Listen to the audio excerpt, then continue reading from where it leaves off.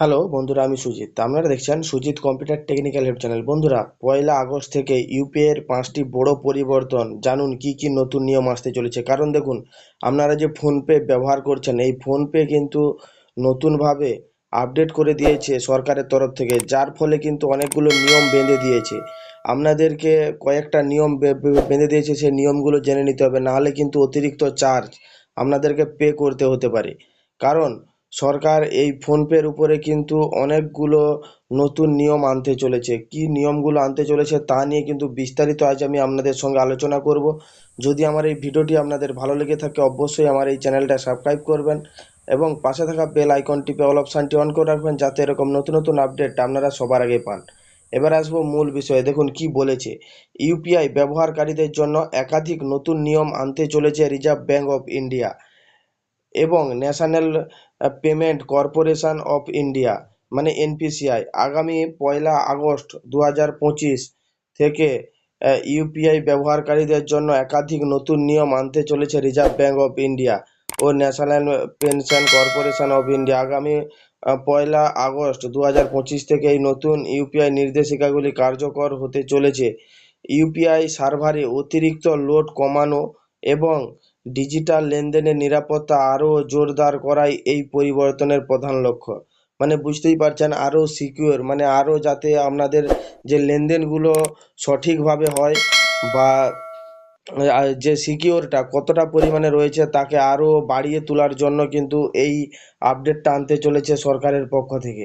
আর কি বলেছে, নতুন ইউপিআই নিয়মাবলীর কারণে সাধারণ ব্যবহারকারীদের দৈনন্দিন লেনদেনের অভ্যাসে কিছু গুরুত্বপূর্ণ পরিবর্তন আসতে চলেছে। দেখে নেওয়া যাক নতুন নিয়মগুলি কি কি। দেখুন, নতুন নিয়মগুলি কি কি হতে চলেছে তা কিন্তু এখানে উল্লেখ করে দিয়েছে। দেখুন কি কি বলেছে। ইউপিআই ব্যালেন্স চেকের সীমা। এখন থেকে ইউপিআই অ্যাপ ব্যবহার করে একদিনে সর্বাধিক 50 বার ব্যাংক ব্যালেন্স চেক করা যাবে। উদাহরণস্বরূপ, কেউ যদি গুগল পে এবং ফোনপে দুটি আলাদা অ্যাপে ইউপিআই ব্যবহার করেন, তবে সর্বোচ্চ 100 বার ব্যালেন্স দেখতে পারেন। এই নিয়ম ইউপিআই সার্ভারে প্রয়োজনীয় ভলিউম কমানোর উদ্দেশ্যে আনা হয়েছে। মানে বুঝতেই পারছেন, এখানে কিন্তু একটা কথা স্পষ্টত বলেছে যে আপনি কিন্তু যে কোনো ইউপিআই, মানে গুগল পে হোক, ফোন পে হোক, আপনি কিন্তু যেখান থেকে হোক 50 বার কিন্তু ব্যালেন্স চেক করতে পারবেন। 50 বার করে কিন্তু ব্যালেন্স চেক করতে পারবেন।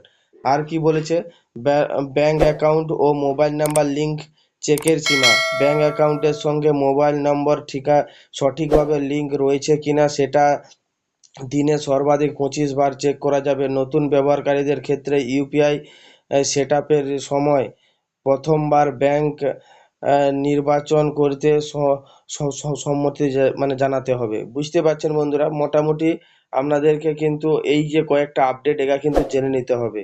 25 বার কিন্তু ব্যাংক অ্যাকাউন্টের সাথে চেক করতে পারবেন। মানে ফোন পে যদি আপনি খুলতে যান, এখানে কিন্তু চেক হবে। এটা কিন্তু এভাবেই চেক করতে হবে। অটো পে লেনদেনের সময় পরিবর্তন।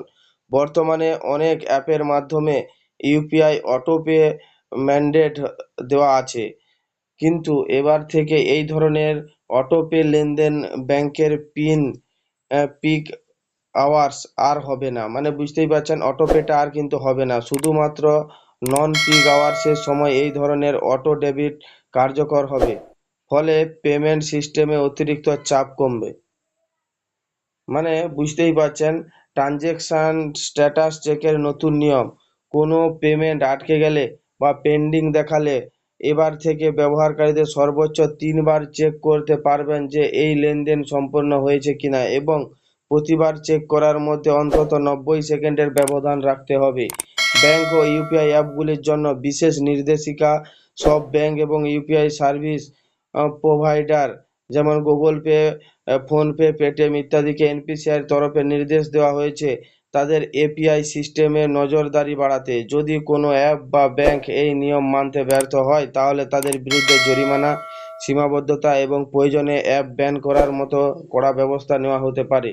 এনপিসিআই জানিয়ে দিয়েছে, আগামী 31 আগস্ট 2025-এর মধ্যে সমস্ত পেমেন্ট সার্ভিস প্রোভাইডারদের তাদের সিস্টেম অডিট শেষ করে এনপিসিআই তে রিপোর্ট জমা দিতে হবে।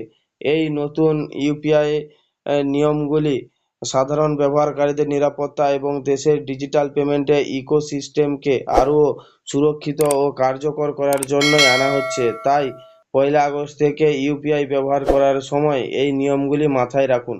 দেখুন, মোটামুটি একটা কথাই আমি আপনাদেরকে বলবো, যে ইউপিআই যদি ব্যবহার করে থাকেন বা ইউপিআই টাকা লেনদেন করেন, তাহলে কিন্তু অতি অবশ্যই আপনাদেরকেও মানে নিজেদেরকেও সিকিউর থাকতে হবে।